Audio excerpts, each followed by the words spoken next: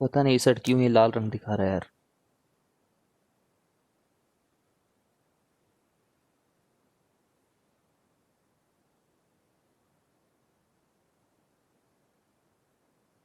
Soumen, is it clear to you?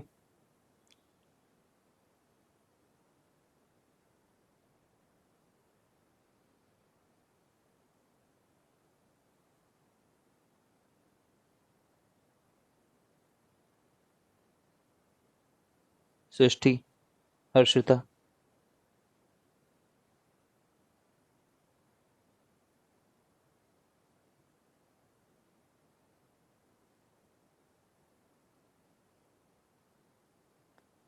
कोई भी respond करो। चलो ठीक है, देखते हैं। रेडियो एक्टिविटी बेसिकली क्या है?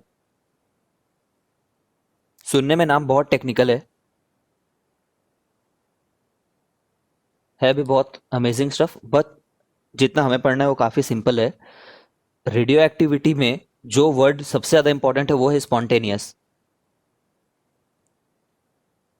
ठीक है ना?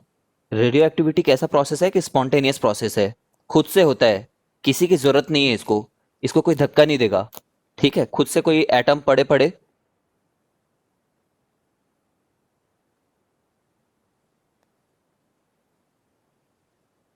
ठीक है देवेंद्र, अगर इलेक्ट्रॉन के मास को,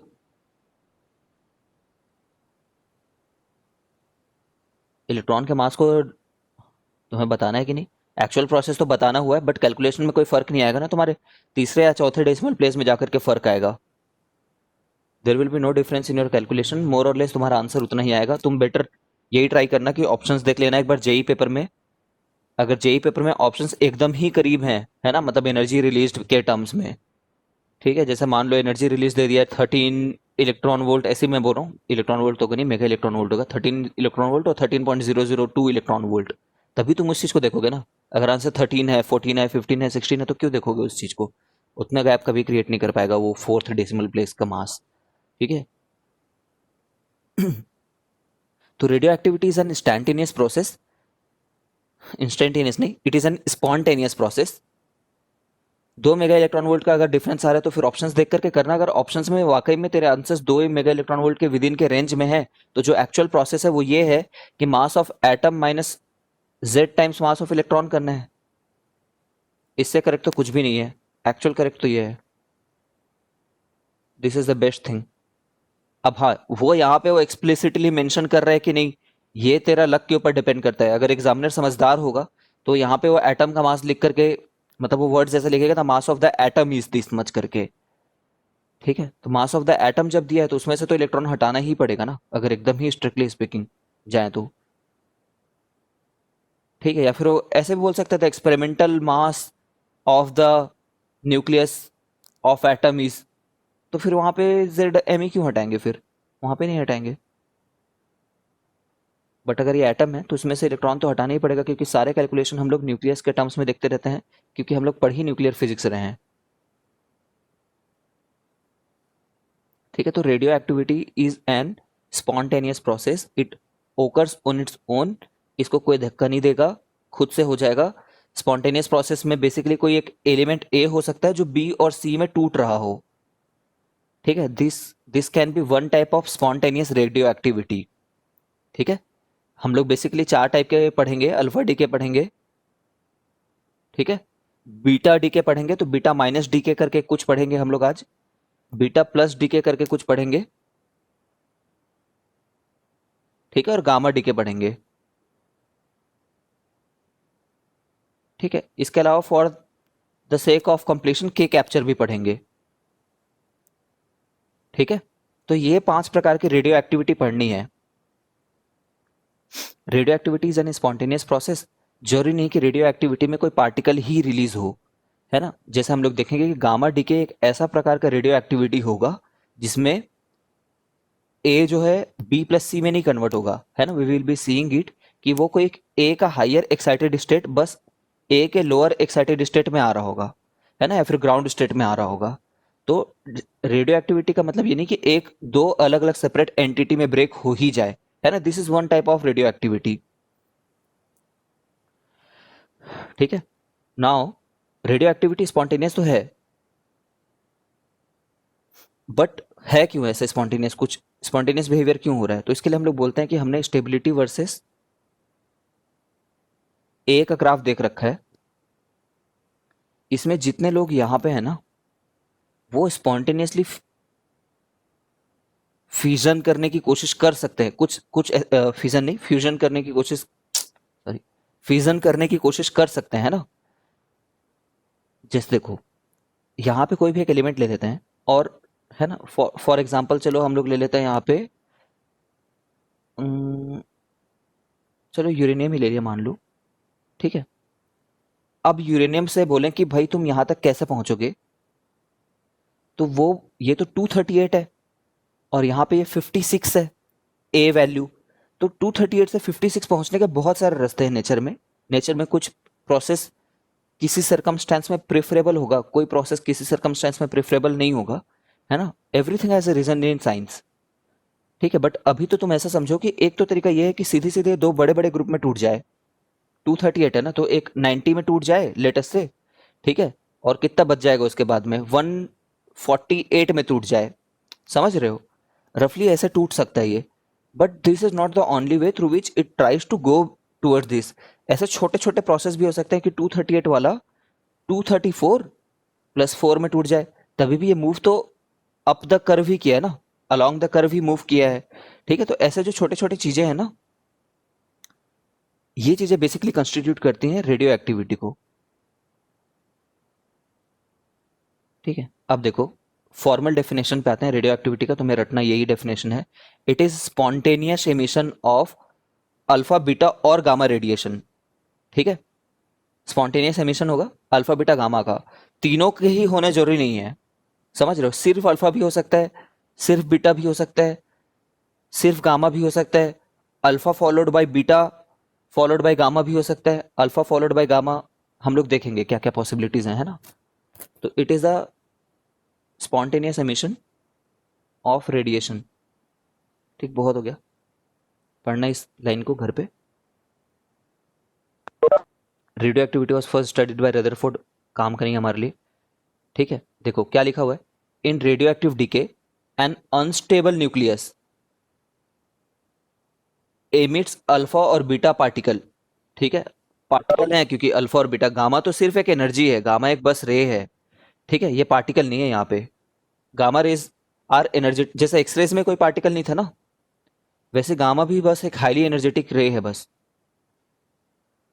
ठीक है। आफ्टर एमिशन ऑफ अल्फा और बीटा, ठीक, ध्यान दो, आफ्टर एमिशन ऑफ अल्फा और बीटा द रिमेनिंग न्यूक्लियस में एमिट, मन किया तो एमिट करेगा, मन नहीं किया तो नहीं एमिट करेगा। हम लोग देखेंगे कब एमिट करेगा कब एमिट नहीं करेगा, ठीक है। में emit gamma particle and converts into more stable nucleus. क्यों क्यों हो रहा है ये सब हरकत? ताकि मोर स्टेबल न्यूक्लियस की तरफ जा सके, पीक ऑफ द ग्राफ की तरफ जा सके, ठीक है। बहुत बार बता दिया। अब अल्फा पार्टिकल क्या चीज है, ये देखो, अल्फा पार्टिकल सब जानते हो इसलिए मैं बहुत जल्दी बताऊंगा। Alpha particle is nothing but it is the nucleus of helium, ठीक है ना, डबली चार्ज हीलियम न्यूक्लियस, ठीक है। ऑब्वियसली हीलियम का न्यूक्लियस तो हमेशा डबली चार्ज ही रहेगा, तो बस हीलियम न्यूक्लियस बोल देने से भी काम हो जाएगा, ठीक है। It consist of two proton two neutron, सब जानते हो, ठीक है। मास ऑफ हीलियम एटम जो है, पता है तुम लोग को, ये +2 चार्ज होता है करके, है ना, you know all this thing. देख, मास ऑफ अल्फा पार्टिकल क्या होगा, अगर एटम का तुमने निकाल लिया है तो उसमें से 2 इलेक्ट्रॉन हटाना पड़ेगा, रफली 4 प्रोटॉन के बराबर होगा, बोल रहा है रफली, एग्जैक्टली नहीं,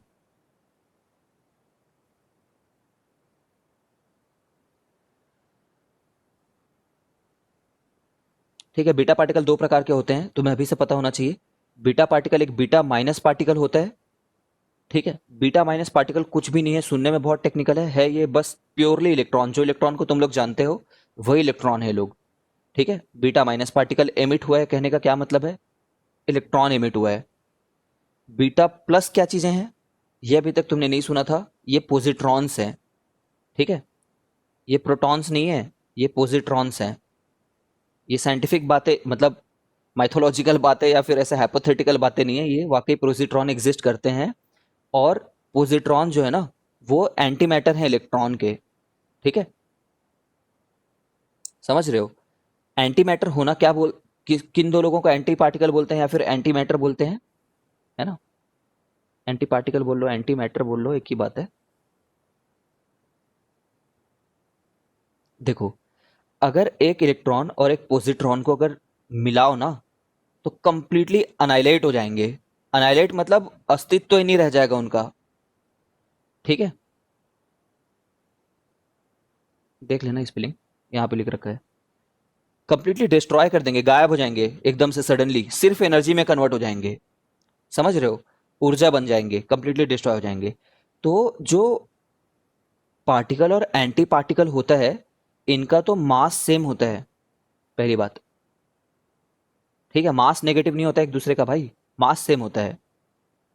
ठीक है, चार्जेस जनरली अपोजिट अपोजिट रहते हैं। ठीक है, चार्जेस आर जनरली ऑपोजिट। ये जनरली वर्ड क्यों बोल रहा हूं यहां पे, क्योंकि ऐसे भी प्रकार के एंटी मैटर आते हैं जिनमें चार्जेस भी सेम निकल जाते हैं। ठीक है, तब जाकर के उनकी और कोई इंटरनल फिजिकल प्रॉपर्टी, जैसे तुमने वो पेरीमीटर भी पढ़ा नहीं होगा, ठीक है, वो उनकी ऑपोजिट रहेगी। ठीक है, सिंपल समझने के लिए ऐसा सोचो कि अगर उनका चार्ज भी सेम निकल गया तो कोई एक ऐसी तो चीज होनी चाहिए ना जो ऑपोजिट होनी चाहिए। तो माइट भी स्पिन ऑपोजिट, सॉरी, है ना, माइट भी उनका स्पिन ऑपोजिट हो। ठीक है, बट अब स्पिन को मत समझो ऐसे, मैंने एग्जांपल देने के लिए बोला है। Mostly for 90% of the anti particle उनके चार्ज ही ऑपोजिट रहते हैं। ठीक है, मैक्सिमम केसेस में। ओके, तो कुछ नहीं, मास तो सेम रहेगा, यही मैंने बताया। इनके केस में स्पिन भी सेम है, ऐसा मत सोचना कि इनकी स्पिन ऑपोजिट है करके। ठीक है, सिर्फ चार्ज अलग है इनके। एग्जिस्ट करते हैं वेरी वेल, बहुत अच्छे से एग्जिस्ट करते हैं, कोई प्रॉब्लम नहीं है इनका। ठीक है, सिमिलरली तुम्हें एक और पेयर यहाँ पे याद रखना है, न्यूट्रिनो और एंटी न्यूट्रिनो, दोनों एंटी पार्टिकल हैं एक दूसरे के।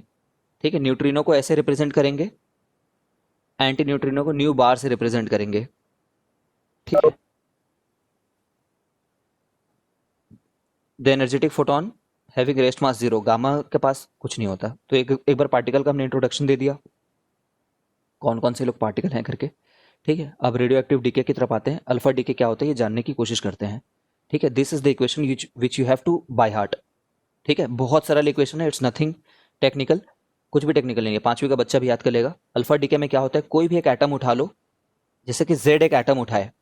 ठीक है, जेड का रिप्रेजेंटेशन तुम क्या रखोगे, जेड का रिप्रेजेंट एक्स, एक्स एलिमेंट उठा लो, एक्स का रिप्रेजेंटेशन क्या होगा, जेड और ए। ठीक है, अब अगर इसको अल्फा डीके होना है ना तो ये कोई ना कोई वाई में कन्वर्ट होगा बोलेंगे। ठीक है, अब सोचो एक अल्फा निकला है, अल्फा को मैं क्या नाम दूं, He2 4 नाम दे देता हूं, यही तो अल्फा है।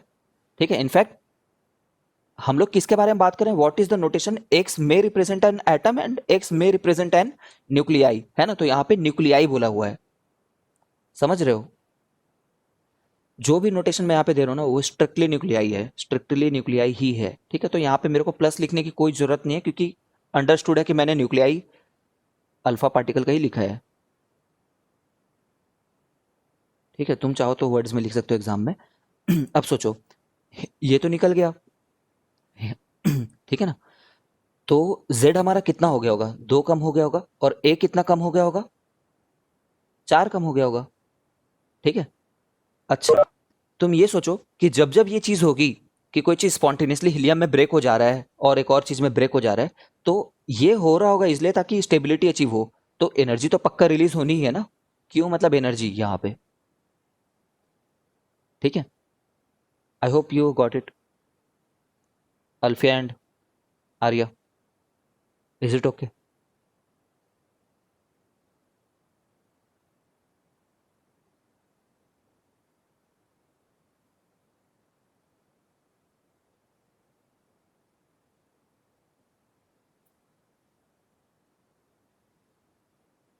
चलो मैं तुम्हें ऐसी एक एग्जांपल देता हूँ। मैं मान लो एलिमेंट ये दे दिया, मान लो एलिमेंट ए, पता नहीं है मेरे को क्या है एलिमेंट ए, लेकिन मेरे को ये पता है 88 और 100, मान लो 92 है। ठीक है, पता नहीं कौन है ये, हो सकता है एग्जिस्ट ना भी करता हो। और मैं बोलूँ कि ये अल्फा पार्टिकल से निकल जाता है और ये ए जो है बी में कन्वर्ट हो जाता है। ठीक है, बस इतना बोला हुआ है, तो बी के बारे में बताओ करके। ठीक है, यहाँ पे मैं चाहता तो अल्फा लिख सकता था, बट मैंने यहीं पे लिख दिया अल्फा डी के करके। ठीक है, हीट वगैरह को नहीं लिखा मैंने। तो मैं क्या बोलूंगा, ये क्या रहेगा 86, और अगर मैं बोल दूं ये एक्स है तो क्या आंसर दोगे एक्स का। ठीक है, या फिर ऐसा मान लो, इसको वाई मान लेते हैं। 188। ठीक है, ऑफ कोर्स समझ गए होगे, इसको वाई मान लो तो वाई का वैल्यू 86 रहेगा। यही क्वेश्चन आता है नीट में, याद रखना। नीट में जेई मेंस में बहुत सरल सरल ऐसे क्वेश्चन आते हैं, 188। ठीक है, तो तुम्हें प्राइमरली ये क्वेश्चन याद होनी चाहिए। एनर्जी रिलीज हुए बिना कोई काम होगा ही नहीं भाई, क्योंकि एनर्जी रिलीज करके ही तो एनर्जी कम करेंगे वो लोग, तभी स्टेबिलिटी आएगी। ठीक है, अब क्या होता है देखो, क्यू वैल्यू है क्या चीज आखिर यहाँ पे? This is the important thing which you have to read.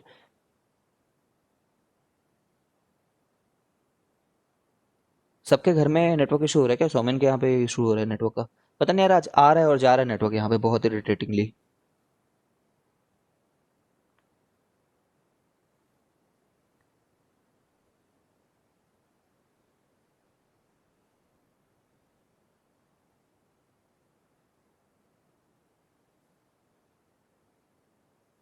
चलो ठीक है, देखते हैं फिर। ओके ठीक है, जल्दी देखो। क्यू वैल्यू क्या है? बेसिकली क्यू यही है कि डेल्टा एम इंटू सी स्क्वायर है। इसमें तो कोई डाउट होना नहीं चाहिए। अलग से जो क्यू निकला हुआ है ना, वो डेल्टा एम इंटू सी स्क्वायर है। बट डेल्टा एम किसका, कौन ज्यादा हैवी होगा, 1 या फिर 2+3? 2+3 मान लो, दोनों को मिला करके 2 बोल दो, दोनों के उसको, मास को। ठीक है, तो ऑफ कोर्स जो 1 है वही ज्यादा हैवी होगा, तभी तो वो कम मास की तरफ गया है, कम एनर्जी की तरफ गया है। ठीक है, तो इट इज वेरी सिंपल। तुम देखो, हम लोग mass, delta M is mass of 1 minus mass of 2, है ना? एंड मासेस किसके लिख रहे हैं? न्यूक्लियस के लिख रहे हैं।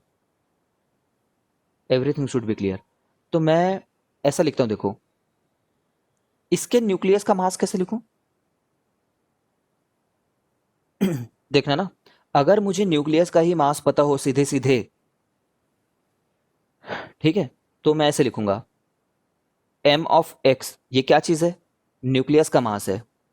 ऐसे लिख देता हूं मैं, देखना, writing in terms of nuclei, nuclei only. ठीक है, तो एम एक्स, इसमें से क्या माइनस करना है मेरे को? इन दोनों का मास। तो एम वाई, और इसका मास एम ऑफ अल्फा पार्टिकल। ठीक है, और बस ये एनर्जी तो यही तो निकाल रहे हैं ना, ये निकला हुआ है, इसी को तो कैलकुलेट कर रहे हैं। ये आंसर है हमारा। ठीक है, ये हमारे लिए क्यू वैल्यू हो गया, क्योंकि डेल्टा एम इंटू सी स्क्वायर हो गया।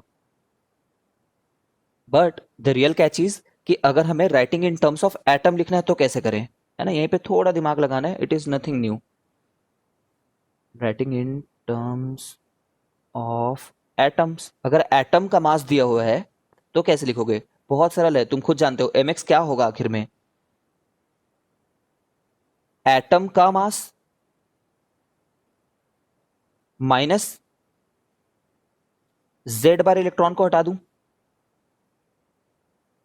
अगर एटम्स के टर्म में लिख लें तो। ठीक है, ये तो हुआ एम एक्स। एम वाई कैसे लिखेंगे? उसके एटम का, उसमें से मैं Z-2 इलेक्ट्रॉन को हटा रहा हूं।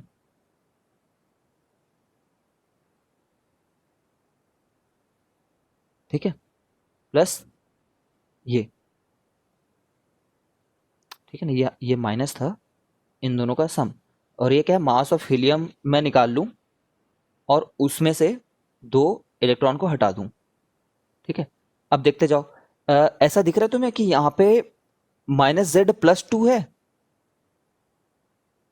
ठीक है, और देख लो यार इसको करके, M X dash minus Z M E minus M Y dash minus Z plus Z M E plus 2 M E minus M H E -2 ME। यही है आंसर। ठीक है, तो ये जेड एम ई से कट गया होगा। यहाँ पे माइनस है ना एक, ये वाला, तो इसको प्लस करेंगे। सिमिलरली ये माइनस है और ये इसको प्लस करें। ठीक कर दिया यार मैंने। This is not good from my side. ठीक है, यहाँ पे एक माइनस जेड वाला था, अरे क्या हो गया ये भी एक माइनस रखे ना, तो यहाँ पे माइनस करेंगे तो उसके चलते वो प्लस हो जाएगा। ये माइनस माइनस प्लस है और उसके चलते माइनस हो जाएगा, तो ये माइनस में रखा हुआ है। ठीक है, ये माइनस में आ जाएगा और ये माइनस जो है वो इस माइनस के चलते प्लस में हो जाएगा। ठीक है, तो ये 2 me यहाँ प्लस में था और एक बार माइनस में हो गया था, ये इससे कट गया। और यार कम ऑन, ये तो प्लस है, ये इसके साथ कट गया। ठीक है, एक बार देखो, ओपन करके देखो दिमाग में, या इतना ही रहोगा अल्टीमेटली।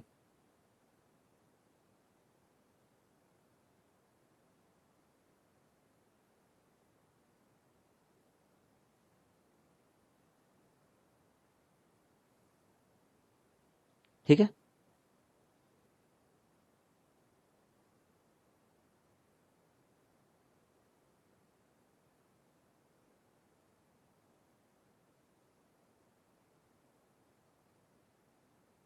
ये सभी चीजें प्रैक्टिकल कंसिडरेशन से लिखी हुई हैं। प्रैक्टिकली तुमने इसका कितना मास निकाला, प्रैक्टिकली तुमने इसका कितना मास निकाला, प्रैक्टिकली तुमने इसका कितना मास निकाला, न्यूक्लियर न्यूक्लियर न्यूक्लियर का। प्रैक्टिकली तुमने एटम का कितना मास निकाला, उसमें से इलेक्ट्रॉन हटा दो। प्रैक्टिकली तुमने, सॉरी, प्रैक्टिकली तुमने एटम का कितना निकाला, प्रैक्टिकली तुमने एटम का कितना निकाला, प्रैक्टिकली तुमने एटम का कितना निकाला। Everything over is practical. All these are nucleus terms, all these are atom terms. ठीक है, I think it is very clear कि यहाँ पे इस पर्टिकुलर केस में जो हम अल्फा डीके पढ़ रहे हैं, अल्फा डीके में ना ये और ये का एक्सप्रेशन दिखने में सेम आ जाता है। ठीक है, ऐसा सब में नहीं होगा। बीटा डीके में न्यूक्लियस के टर्म्स में देख लिखोगे तो अलग टाइप का दिखता रहेगा, और तुम इसी को एटम के टर्म में लिखोगे तो अलग टाइम दिखता रहेगा। ठीक है, फिलहाल तो लकी है इसमें सेम आ जा रहा है। इसका मतलब ये नहीं कि ये वैल्यू इसके बराबर है, एक्सप्रेशन दिखने में सिमिलर है। ठीक है, कोई डाउट है क्या? तो ये याद रखना तुम्हें, निकालने आना चाहिए। ये सीबीएसई वगैरह में है ना, बस हाँ ये है सीबीएसई में भी जितना पढ़े, all this is there in CBSE. ठीक है, तो ये वाली क्यों एनर्जी रिलीज हो रही है, बट ये किस फॉर्म में रिलीज हो रही है ये जानना जरूरी है ना। ये एनर्जी मान लो कुछ निकल करके आती है, 100 मेगा इलेक्ट्रॉन वोल्ट आ जाती है मान लो। तो क्या ये हीट है, क्या ये साउंड है, क्या ये लाइट है, क्या लगता है तुम लोग को, किस फॉर्म में होता होगा?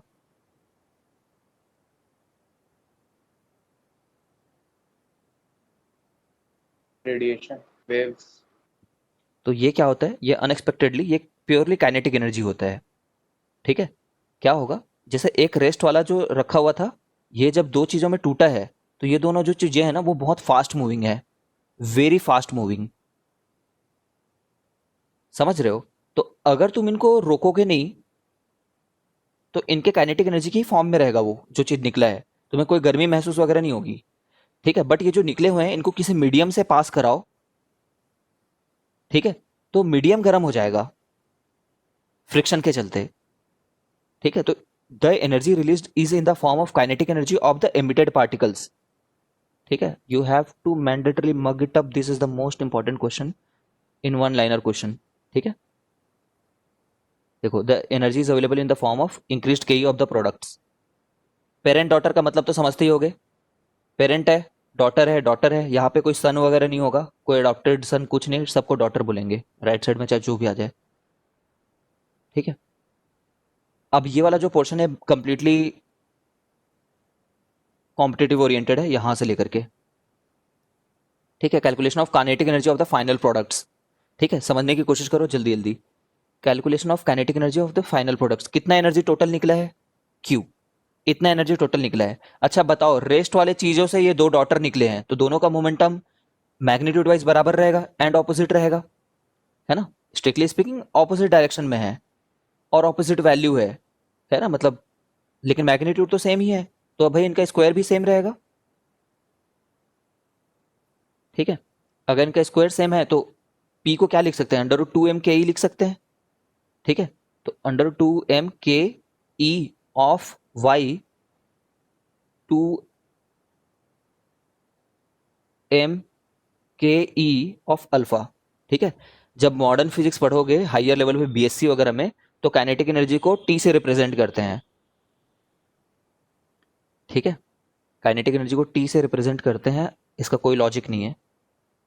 ठीक है, वही बात है कि के को किसी और चीज़ के लिए यूज़ कर लेते होंगे बेसिकली। आगे जाकर के पढ़ोगे तो के जो है ना वो 2 पाई बाय लैम्डा वाला के लिए ज़्यादातर यूज़ होता है। ठीक है, और भी बहुत सारी चीज़ें हैं, अभी तुम उन सब से मतलब मत रखो, तुम तो के ही लिखो अपना, के ही जानते ही हम क्या होता है। ठीक है, ऐसा लिख दिया। अब हम लोग को ये भी पता है कि जो के है ना दोनों का, यही टोटल एनर्जी प्रोड्यूस हुई है। तो ये जो दोनों के को अगर हम ऐड करें तो कितना बनेगा, यही क्यू बनेगा। ठीक है ना। अब बस और क्या, हम लोग को के ऑफ ये निकालना है, और ये दोनों बराबर दिए हुए हैं, तो के ऑफ अल्फा निकालने के लिए के ऑफ वाई को क्या लिख सकता हूं मैं,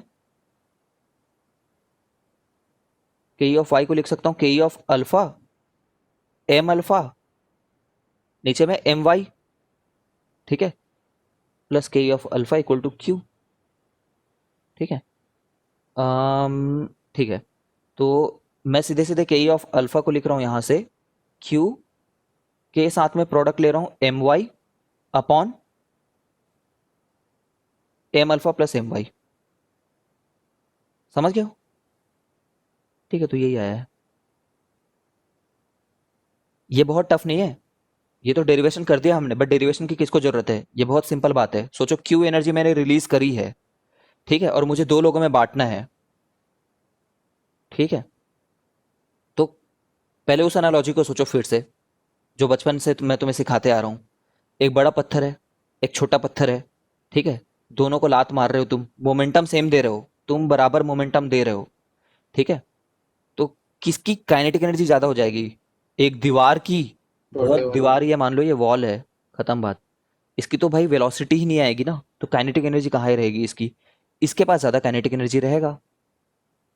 ठीक है, अरे भाई कोई बॉम्ब ब्लास्ट हो गया कहीं पे, तो सबसे छोटे पत्थर जो होते हैं ना, सबसे छोटे टुकड़े, वही दूर दूर तक भगते हैं। समझ रहे हो ना, वही दूर दूर तक छिटक छिटक के लोगों को मार डालते हैं। अगर कहीं पे रेसिडेंशियल एरिया में किसी कांच का ब्लास्ट हुआ है तो छोटे छोटे पीसेस से लोग मर जाते हैं।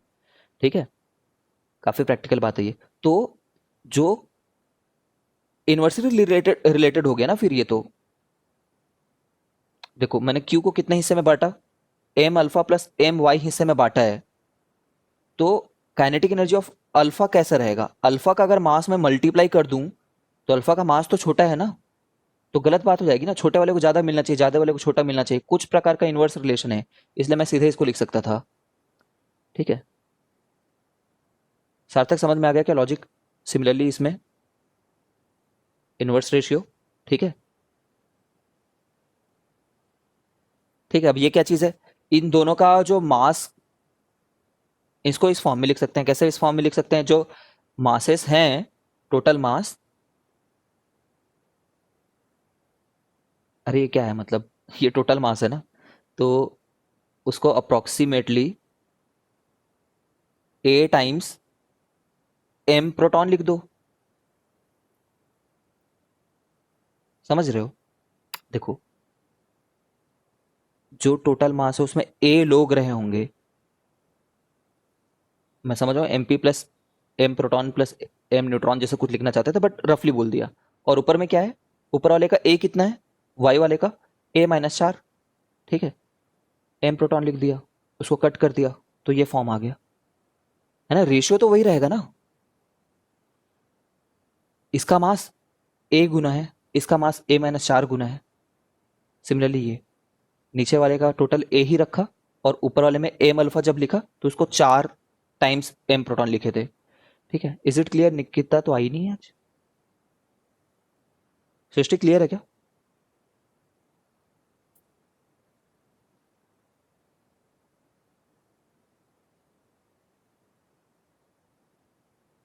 ठीक है, अब चलो आगे बढ़ते हैं।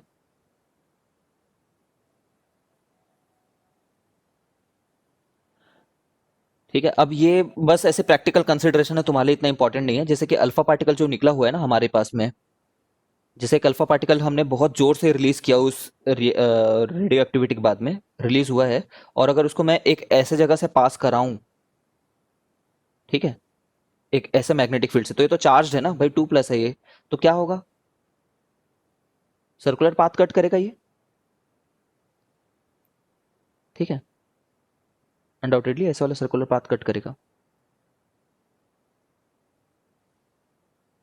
ठीक है, याद होगा तुम्हें, ऐसे करके जाता था वो, ऐसे सर्कल कट करने लग जाता था।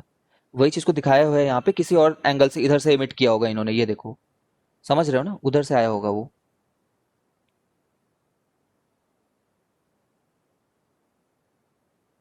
ठीक है, तो ऐसे होगा। अब देखो, व्हाट इज द थिंग, हमें एक्सपेक्टेड क्या था, जितने अल्फा पार्टिकल निकले हैं सबकी एनर्जी इतनी है ना, ये वाली वैल्यू, जितने अल्फा पार्टिकल निकले सबकी इतनी एनर्जी है, तो हमें एक्सपेक्टेड था कि एक ही रेडियस बने, बट वो एक्सपेरिमेंटली एक रेडियस नहीं बना। ठीक है, जब वो आ रहा था ऐसे करके, तो वो अलग अलग अमाउंट ऑफ रेडियाई बनाने लग गए। ठीक है, ये तो एक अनोमली आ गई, ये थियोरेटिकल कंसिडरेशन से अलग हो गया।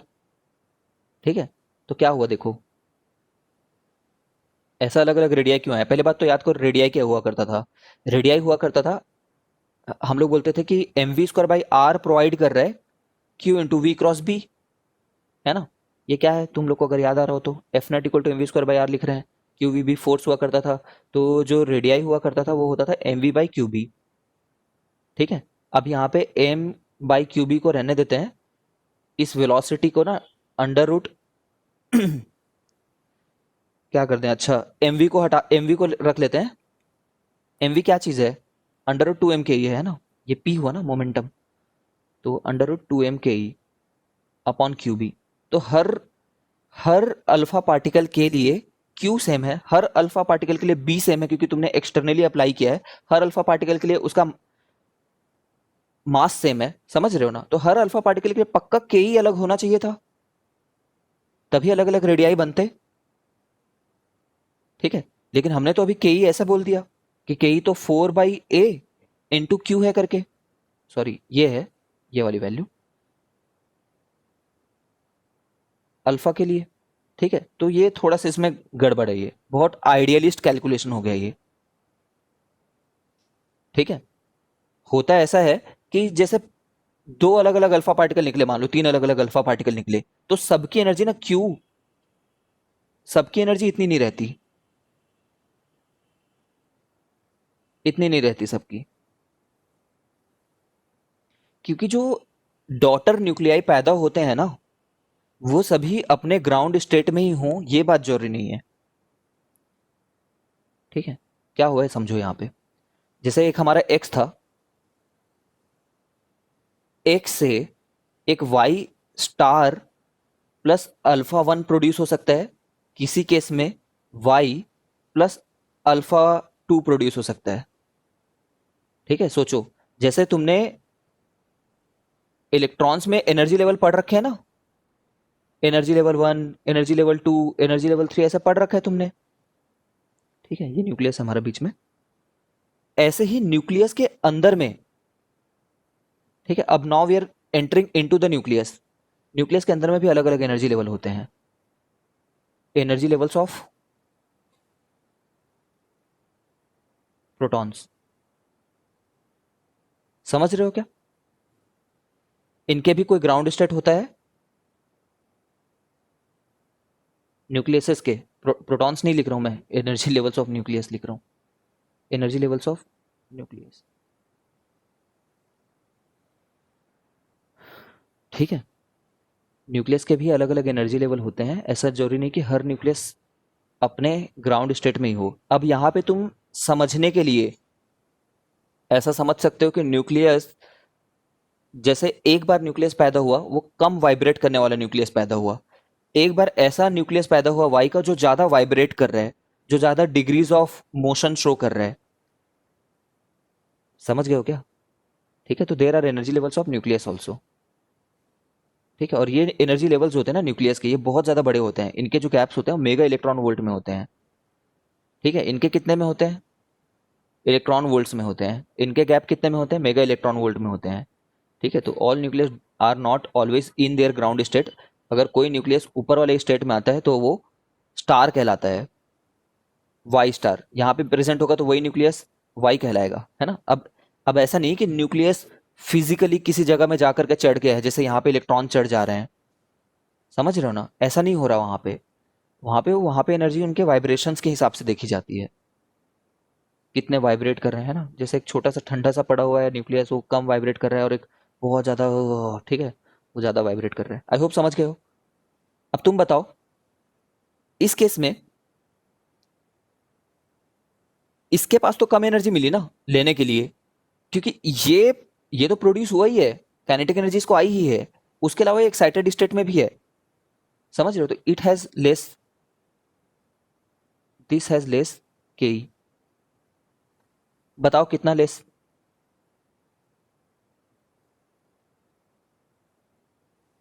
सब ढंग से समझना। जब हम ऐसे किया करते थे ये, तो लेटेस्ट से 100 जूल निकला करता था समझने के लिए, ठीक है? लेकिन जब हम ऐसे किए हैं तो y को y स्टार बनाने के लिए, यहां से मैं बता देता हूं, y को y स्टार बनाने के लिए 20 जूल की रिक्वायरमेंट है मान लो, ठीक है? 20 जूल की, तो 20 जूल तो एक खुद खा गया, तो के के लिए कितना बचा ये बताओ? 80 जूल इज अवेलेबल फॉर के ऑफ y एंड अल्फा, है ना भाई? 20 जूल तो ये अपने आप को एक्साइटेड स्टेट में रखने के लिए खा गया है, वो निकालेगा बाद में। और तुम स्मार्ट गेस कर सकते हो, तो बताओगे 20 जूल जो ये निकालेगा इसका क्या नाम रखने वाला हूं मैं? अरेज। ठीक है, यही गामा रेज रहेंगे आगे जाके, है ना? गामा रे की डिस्कवरी हो रही है यहाँ पे, देख लो, ठीक है? तो हम बोलते हैं कि जो काइनेटिक एनर्जी ऑफ अल्फा है ना, वो A-4 अपॉन A तो है, रेशियो तो यही है, बट क्यों नहीं मिला उसको? क्यू माइनस एक्साइटेशन एनर्जी है वो। अगर इस वैल्यू को मैं ई नाम दे दूं तो, इज इट क्लियर?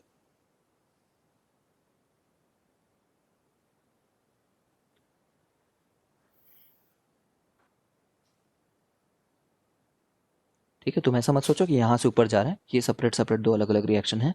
अब ये एक्साइटेशन में तो किसी भी लेवल पे हो सकता है, जरूरी नहीं है कि सबके लिए 20 ही रहे। कोई यहाँ पे एक्साइटेशन हो गया तो अलग वैल्यू रहेगी, तो सभी अल्फा पार्टिकल की अलग अलग एनर्जी रहेगी ना, इसीलिए वो अलग अलग सर्कल शो कर रहा था, ठीक है? इस हिसाब से देखें तो अगर के ई ऑफ हमें वाई निकालना हो, जो डॉटर वाई है, तो 4 अपॉन A क्यू माइनस ई हो जाएगा। ठीक है, अल्फिया समझ गई क्या?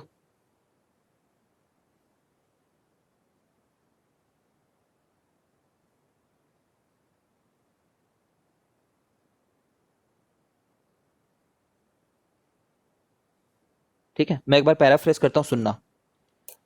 when the alpha particles were ejected when the alpha particles were ejected, they were expected to have same value of radii when passed through any magnetic field as expected from this formula.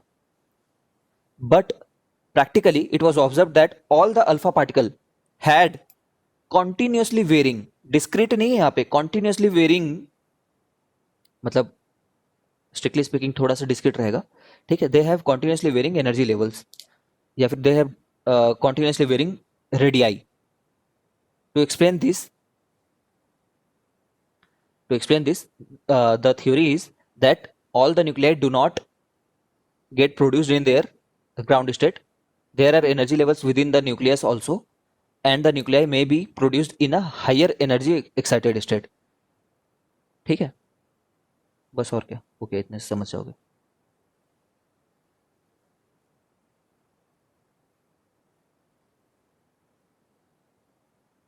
ठीक है, थोड़ा discrete तो रहेगा ना, क्योंकि वो energy level ही है ना, वहां पे भी थोड़ी डिस्क्रीटनेस तो रहेगी।